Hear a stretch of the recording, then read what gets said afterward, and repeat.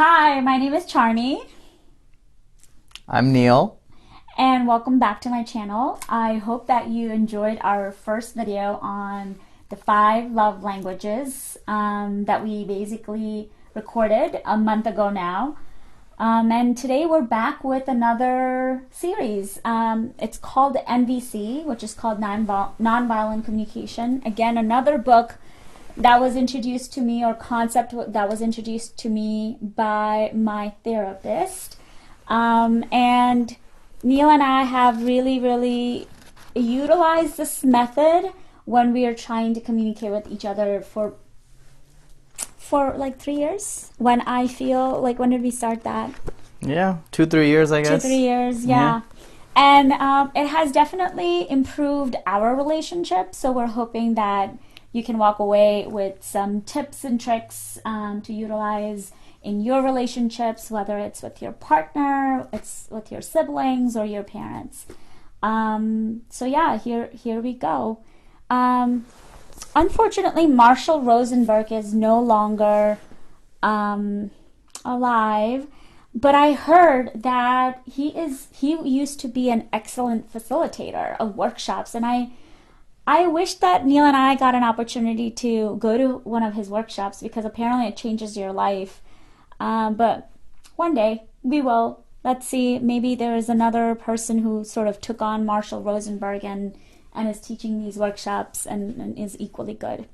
Also, just an FYI, this book is endorsed by Tony Robbins, Arun Gandhi, Marianne Williamson, and a few other well-known people in this realm.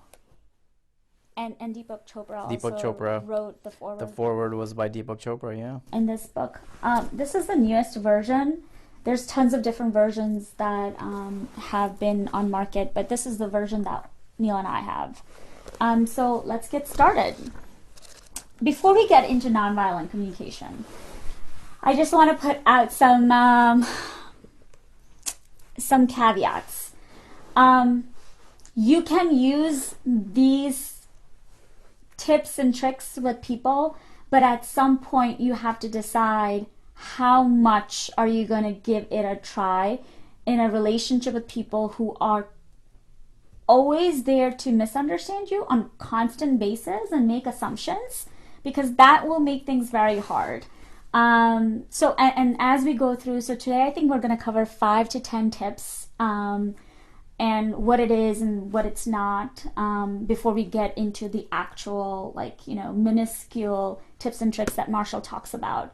But I just wanted to say, like, you have to really channel your own energy and really evaluate if the person that you're trying to communicate with, is that person really also going to accept, right? Like, be receptive. And be receptive to your ways. Like, for example, I'm not sure if you remember Claire, who's my therapist, gave us the cards of feelings like really long time ago, and she made me put it on the table for you, and we were going through some really major conflicts at that time, and I asked you to pick out like 5 feelings and then 5 needs attached to those feelings, right? Yeah. But if you weren't willing to do that, Yeah, I would have just been like, I'm out of here, I'm not doing this. yeah, it was not going to work. But it did help.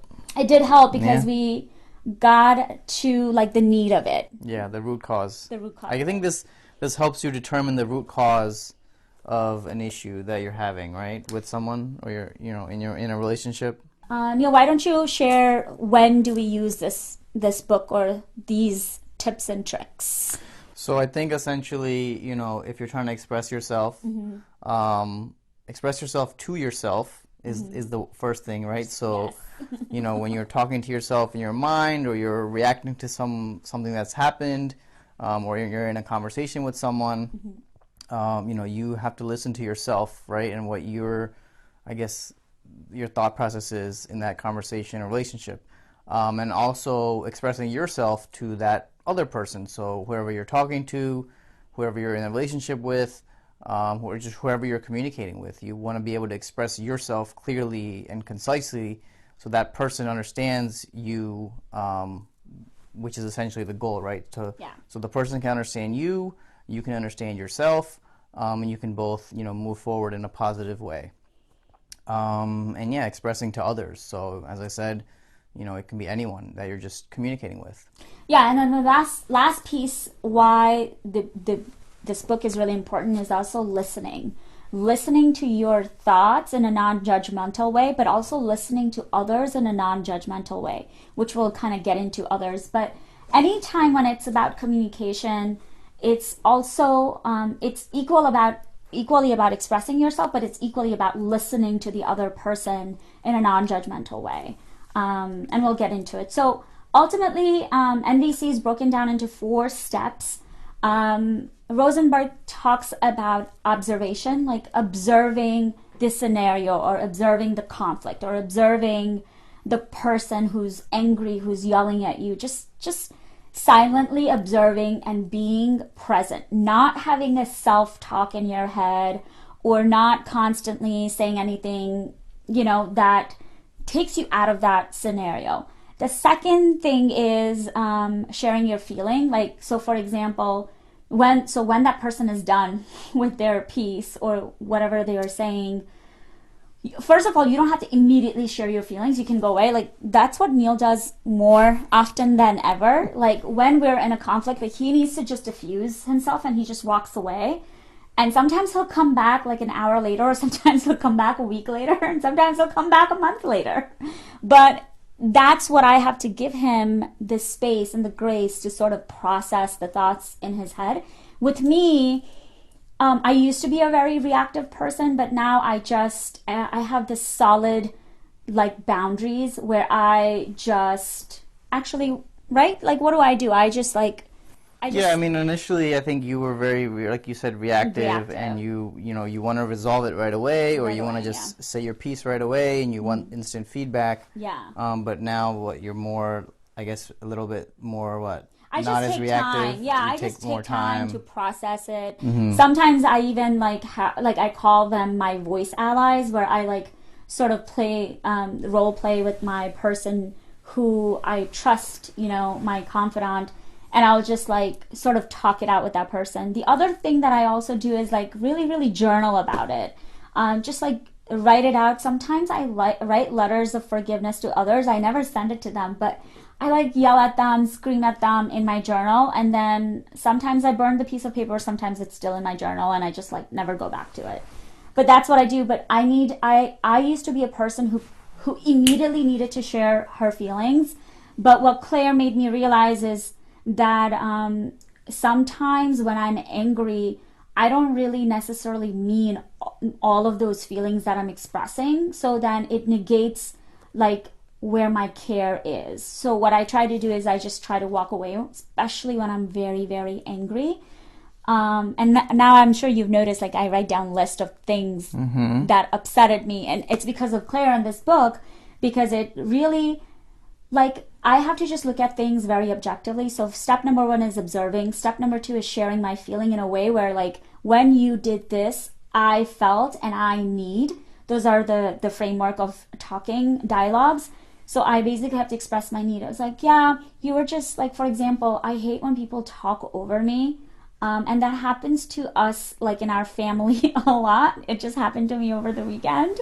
And I just feel diminished when people talk over me. So what I do in meetings, and when someone aggressive or dominating person is in the meeting or in a scenario, I would say, are you okay if I just we just give everybody 5 minutes and be inclusive of everyone sharing their thoughts? Would that be okay with you? And so that's step number 4, making a request or making a connection. So for in this example, when someone is talking over you, you basically say, it's great that you have so much passion, you want to share all these ideas with everyone, but it would be nice if everyone got to sort of chime in and say their piece. So those are the things that basically happens. But 4 steps: observation, sharing the feeling, need, making a request, which can be connection or a request. For example, if a person's really angry, I can say, I can see that you're very angry. Sometimes you get angry, I can see why you're so angry. Is the need that you need to feel loved or connected, or is the need that you need me to do an action? And we can go back to the love languages, right? Like, you like act of service. So, and I like quality time. So when I'm freaking out on you, the trigger goes on, and then you ask me what my need is, and my need is usually, I need to spend more time with you versus video games. All right, so that's like the baselining of the entire NVC. And then we'll go into 10 tips, maybe 5, maybe 8. Let's see how we go. So you observe, you share your feeling, you share what your need is, and then you make a request. And it can result 4 into steps. And it can result into an action or a connection. All right, so we shared the 4 steps with you, and now we're just gonna sort of go through like concepts in the book that we've read that are just sort of like not improvises, but establishes the NVC framework even more and more. And it's relatable to real life situations. Yeah. So recently we were listening to the NVC podcast. I know we're sort of like brushing up on it because of this video. I think something that caught your attention was the Jackal and Giraffe, right? Do you want to talk about that? Yeah, so essentially there's 2 kind of elements or 2 kind of people in a conversation, right? One person tends to be like a jackal, the other person tends to be like a giraffe. And essentially the goal is for both people to be like a giraffe, right? Yes. And the reason that Marshall Rosenberg chose a giraffe is because they have the biggest heart, right? They're the animal with the biggest heart. I didn't know that, but that's really cool. Yeah. I Googled it. I think it's a really cool fact. Yeah. I love giraffes. And basically a jackal is someone who always has to have the last word. They always have to be right. They're just basically a jackal, right? Judgmental. Always have to be right. You know, they don't want to maybe listen to the other person's side of the story. And you know, they're just listening to speak also. They're not really listening to understand what the other person is going through or what their perspective is. It's the jackal is like, it's kind of all about that person. And it's not like, you know, a collective relationship in a sense. So jackals are also manipulative people, and they're also known to blame everyone but themselves. Like, they will just constantly, well, like, you know, I do this because of that, I do this because of that. Like, it's just like constantly blaming rather than taking responsibility for your own thoughts and your own actions. But ultimately, so what we're trying to say is stop playing with each other the game of right? It also, when you're constantly fighting with each other and saying like who's right or who's not right, it also causes a sense of disconnection with each other. You just don't realize it immediately, but over time it causes a huge disconnection between you and your partner. So whenever someone is wrong, the society that we grew up in and the world of domestication, I don't know about all of the cultures, but in South Asian cultures, when someone does something wrong or when someone is, you know, being like ridiculously bad, they are supposed to be punished. But who said that they're wrong? Like, who created those rules? it's subjective. It's so subjective. Yeah, we keep punishing people over and over again because we shame them, we guilt them, we obligate them into doing things that they really don't want to do. But instead, we need to really create a space of connection where, which will go into the second aspect of it, where instead of saying, I have to do something, you can say, I choose to. Like, I have few friends, you know, they constantly say, well, I have to do it and I just have to, and it's like not my choice and I have to. But that creates so much like resentment, you know, and constant agony. Obligations create resentment. Yeah. And instead of doing that, like, for example, remember you and I needed to do something for someone like last year for a family, and you and I sat down and we basically had a conversation like, we're doing this out of our own good because it brings us joy, not because we need any like an award or even appreciation. It's just because we wanted to do it and we enjoyed it. Yeah. And that totally changed our presence, how we showed up. It also sort of like, so what happens with us is one or the other becomes very protective of another. And then that also causes a lot of like conflicts. So I think we needed to have that agreement up front that we're going to sort of have this united front. And it's okay that you didn't agree that I should be doing this, but you understood that it brought me joy. And then you were very supportive of it. Yeah. Right? Yeah, I observed her need in that situation, Yeah. right? And then You basically connected with Connected, me. Because yeah. in this case, it was not an action. Right, yeah. And you basically said, I support you. Yeah. The other thing is also like when you have to cook for someone, right? You want to talk about that? Because that is also a have to versus a choice. And we also take turns into, like, let's talk about cooking and laundry, right? Like, such a simple example, because I'm sure, like, all couples do that. Like, you have to do laundry. That's what you say sometimes. And you hate it. Yeah. Yeah, so I mean, you know, it's like, this goes back to our 5 love languages in terms of acts of service. You know, when you're living with your significant other and you're maintaining your household, things have to be done, right? Or you're just going to live in, you know, in squalor, I guess, and just be messy everywhere. So, you know, one person has to take on the responsibility, right? Whether they want to or not. Well, I cook, right? Yeah, so each person takes on their own responsibilities, whether they like to or not, because it's part of, you know, maintaining the household together. Yeah.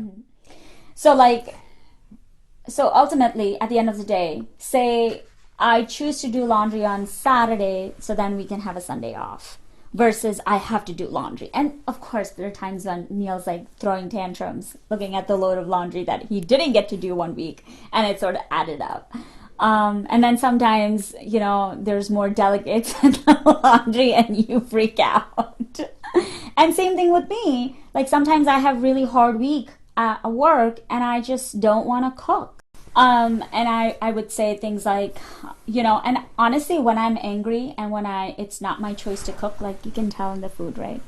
The food becomes She makes it really spicy. And I don't mean to, but I'm just so angry. When she's angry cooking, it becomes really spicy. Yeah. You can tell that I'm angry or I'm just like not in that mood of liking the person or people.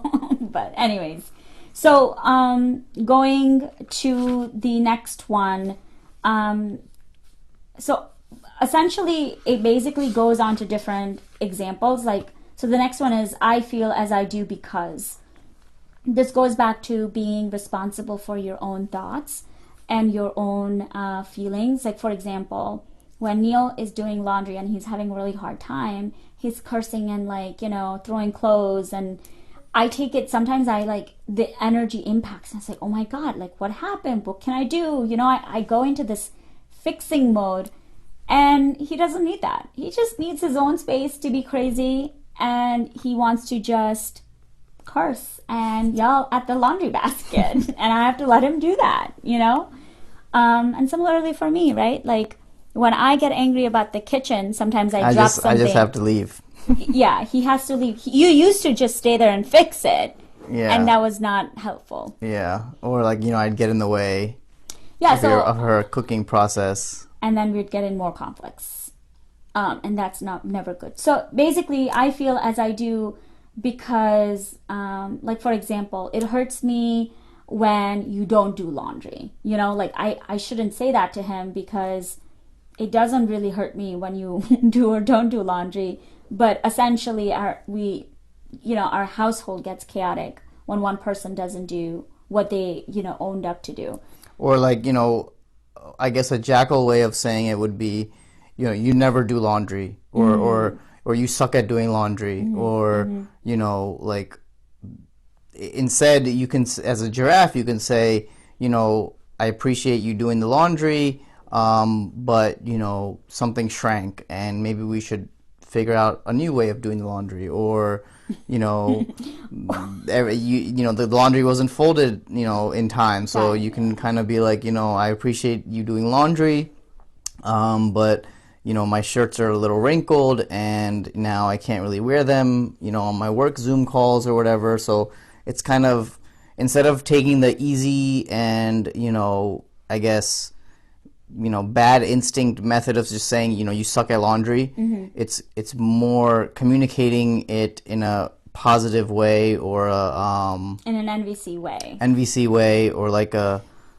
constructive way, right? Yeah. So it's not just like an insult. Yeah. It's more of like trying to connect with the person on, you know, what they're doing and how it makes you feel, and then understanding that it could make them feel a certain way, right? Yeah, and the other thing, like, for example, if Neil is not having a good day and he knows that we need to do laundry, you can say things like, you do sometimes, like, he'll say things to me like, well, we have a lot of laundry to do today, but do you mind, like, helping me do this in phases of laundry? Like, can you please just fold all of the laundry when I keep doing the load, so that way it doesn't get wrinkled and we get to organize it and it's like out of the way. And I do that sometimes for you. Yeah. And same thing with me, like, I have a lot to cut and I have carpal tunnel syndrome, so I need help cutting vegetables. So sometimes what we do is we prep to prep, and I ask him to sort of like help me before I have to get into the zone of cooking. So that way we sort of like help each other, basically. Yeah, and you know, the violent way of communicating in those scenarios would be, you know, you never cook. You never cook. I'm the always person. Or like cooking. She says, you know, if she's about to cook, she'll say, "I'm always cooking." You know, you never help me. Or, you know, I hate that I always have to cook. Yeah, and I love cooking, so good for you. But ultimately, so anytime a conflict rises, and when you get into I have to, or I feel like I have to, or an obligatory way, find other ways of thinking about the scenario. And then the second is try to be responsible for your own feelings and don't blame others for it. And then the opposite side of it is also, and this is a perfect segue to not taking things personally. Like, I know that, like, sometimes when you're in conflict, the other person will be angry with you and start telling you, well, like, you know, you did this and you did that. And then you can just sort of like pause and like listen. What I used to do is I used to take things personally, like, why are you yelling? Like, blah, blah, blah, blah, blah, right? Yeah. And so I'm like, okay, well, what's making you really angry? Like, did you want to do something? Is that why? Like, for example, I like hiking and I like going out and I like engaging with people. And what happens is sometimes I overbook our calendar and do not give space for Neil to just sort of be. And living with him, I think I've gotten used to of that alone time also, that we sort of both need that space. And what happens is, like, before our friends are about to come over, Neil will have like a huge fit. He doesn't anymore because we constantly communicate about how we organize the calendar. But this happened 3-4 years ago, where I like promised someone, like a family member, that we're gonna come over and like play with your kids or whatever. And the morning of, like, he just didn't want to wake up, like, he was just throwing tantrums, like, and then we even ended up going to that person's place, and still, like, it was like bad energy, you know?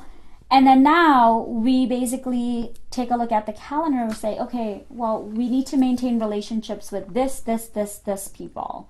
And we want to cultivate friendship and deeper relationship with this people. And how are we going to sort of plug them in based upon the cadence? And then that's what sort of got him out of that, like, yeah, I need annoyance. Structure, you know? Yeah. And I don't, you know, I'm an introvert. I don't like to be surprised with social gatherings.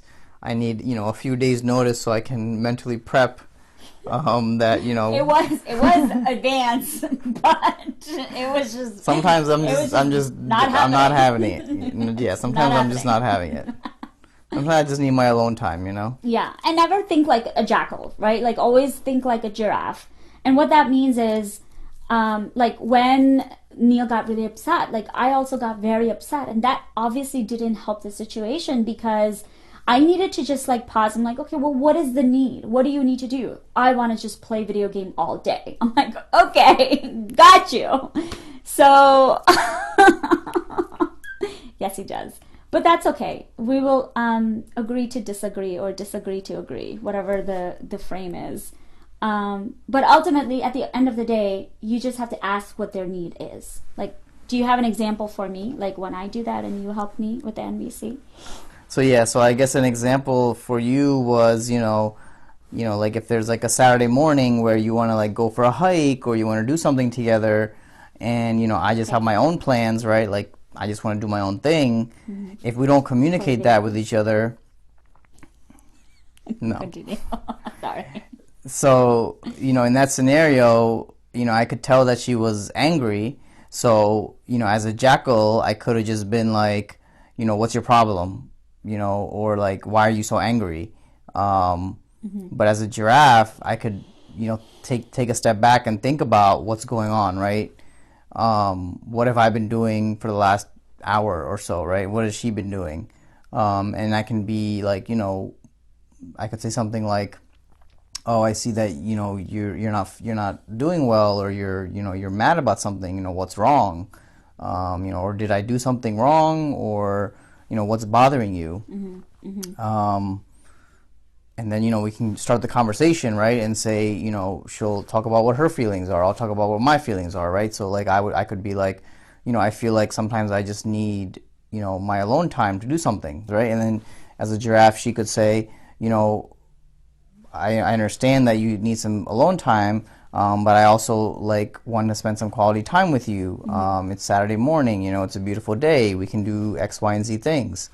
So it's really understanding what each other's feelings are, what is causing each other to be angry or irritated. Yep.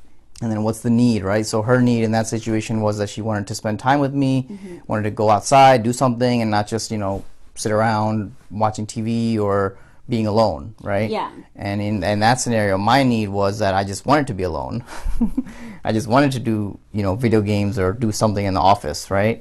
So you have to like, express what each other's needs are and feelings are, and then make a connection and discuss what we can do to, improve, right? Or do something together. Yeah. So, I guess just starting back in the beginning of that whole scenario is, if I was just in the office the whole time and I never even, went down to check on her, I would have not observed that she was angry, right?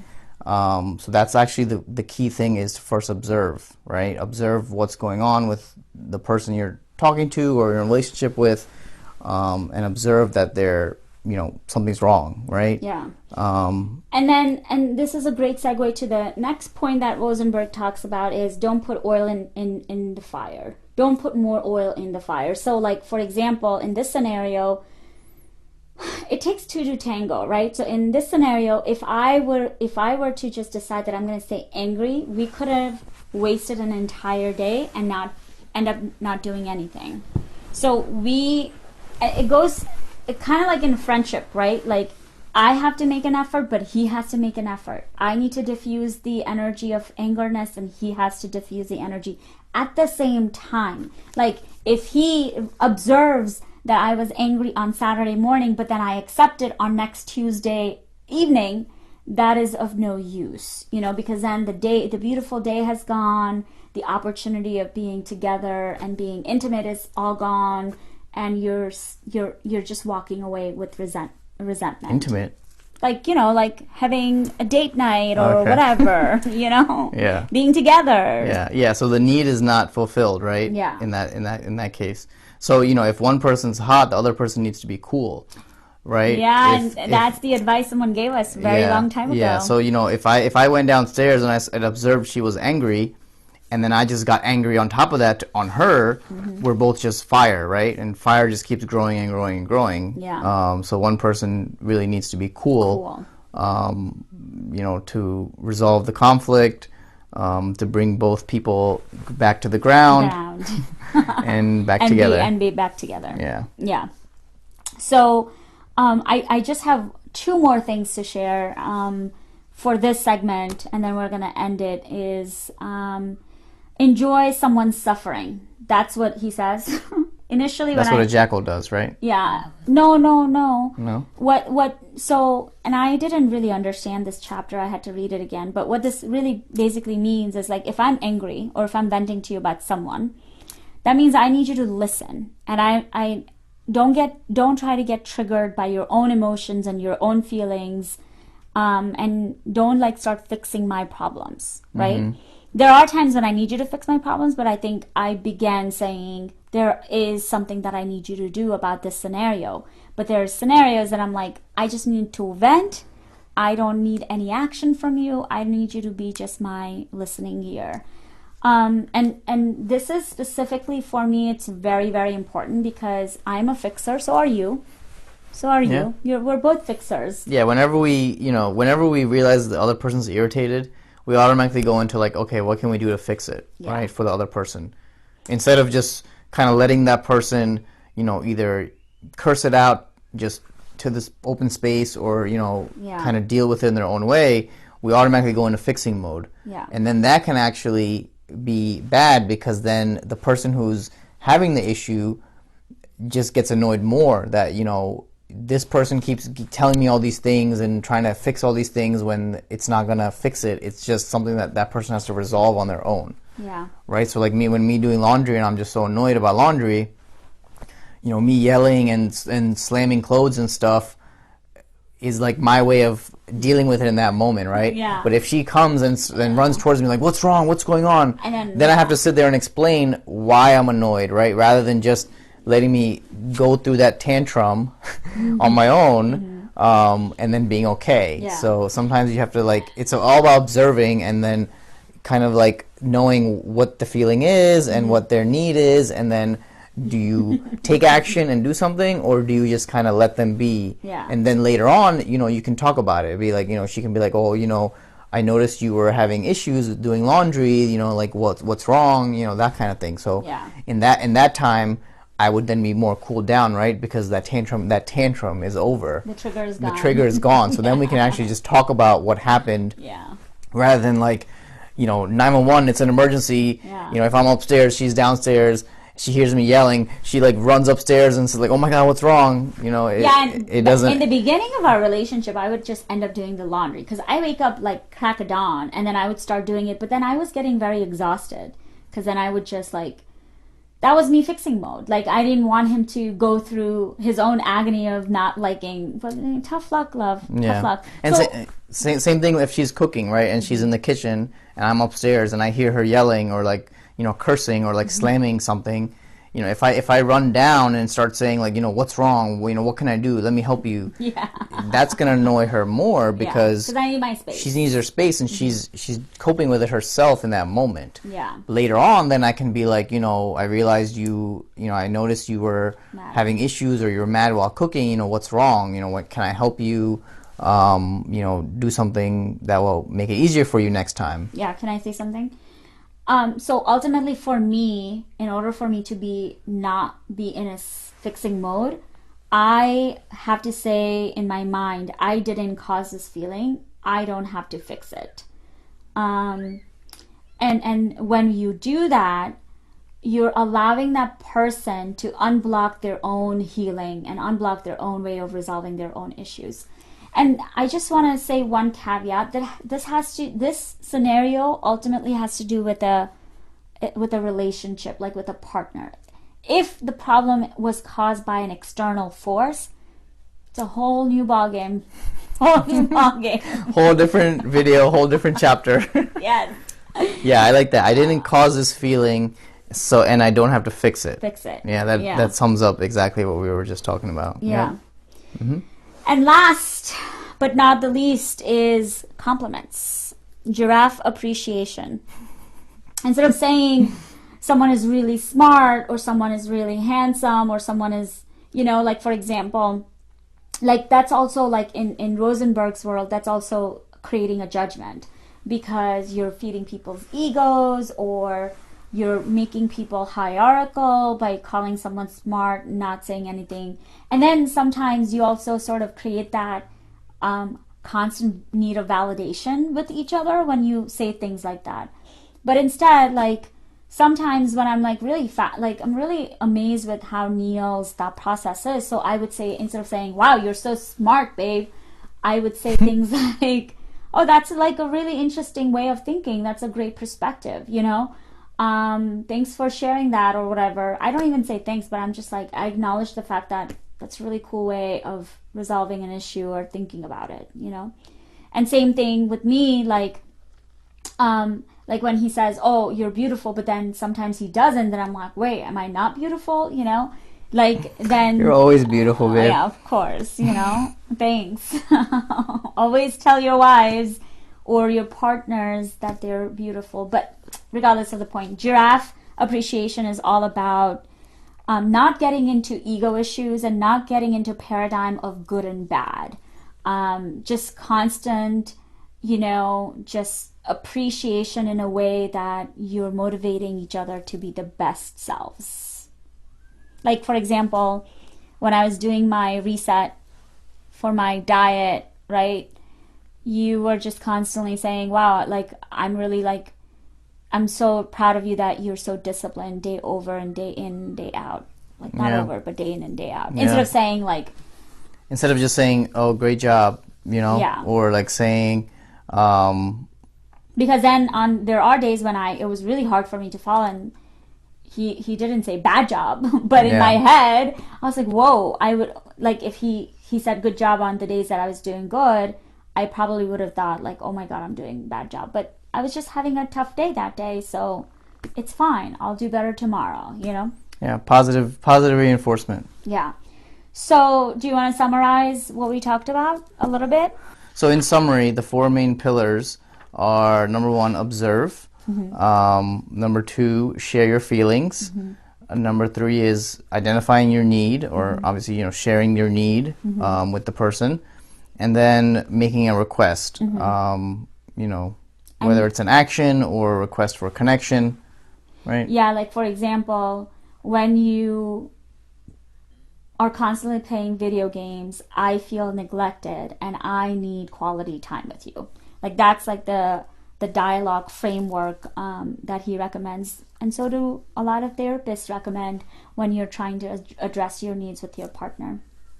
So ultimately there's so much that we can share more on this book. This book is just packed full of information. I mean, it says this whole thing, nonviolent communication, is the integration of 4 things: consciousness, language, communication, and means of influence.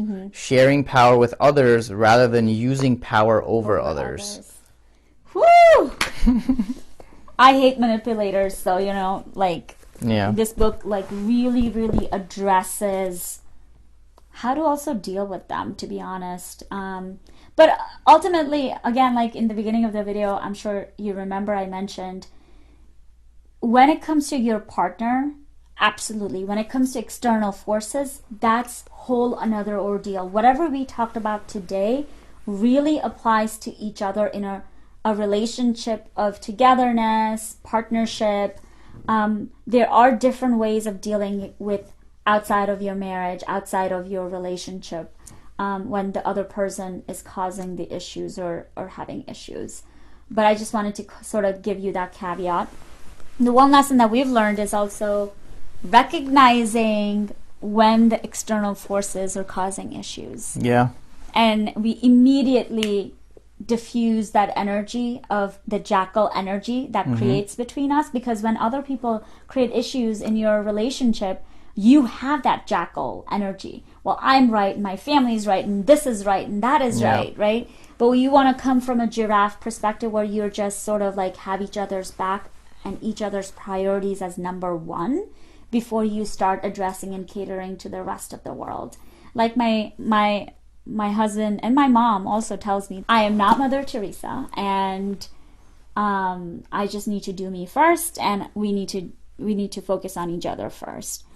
Yeah. I mean, essentially, the jackal is the easy way out, right?